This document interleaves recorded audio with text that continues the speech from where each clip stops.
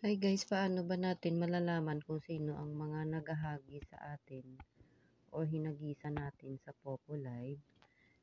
Pindutin natin yung Popo Live apps.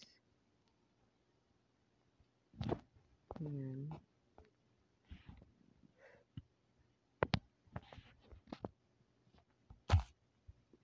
Ayan, profile.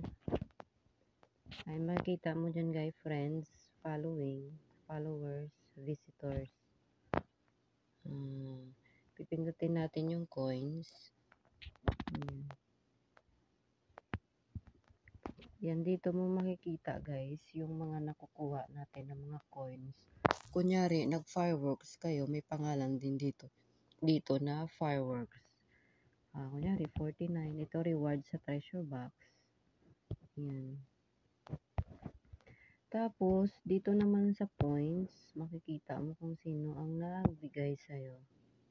Ayan guys. Ito yung reward. Ito yung sa crown set mo na nakuha. Ito naman sa solo live. Ganyan. Ito yung mga naghahagi sa'yo guys. Ayan. Boss. Ayan. Ayan. Tapos, yung mga nakikipag-trade sa inyo, makikita nyo rin dito kung tama yung hinagi sa inyo. Yan, i-select natin yung date kahapon.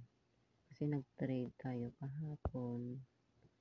Ano ba kahapon? 11. Ay, hindi, nung 10.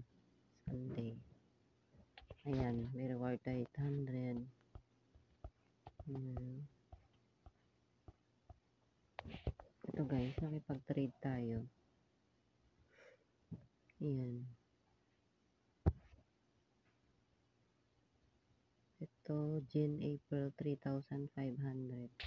Makikita mo dito kung sino ang nagbigay sa'yo ng gift. Yung nasabi na ay magbibigay ng ayuda ngayon. Ayan, dito mo siya makita kung nabigyan ka talaga. Kasi minsan hindi mo makikita doon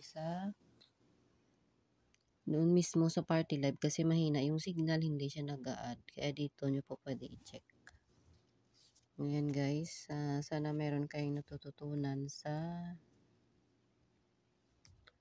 vlog na ito. Thank you so much.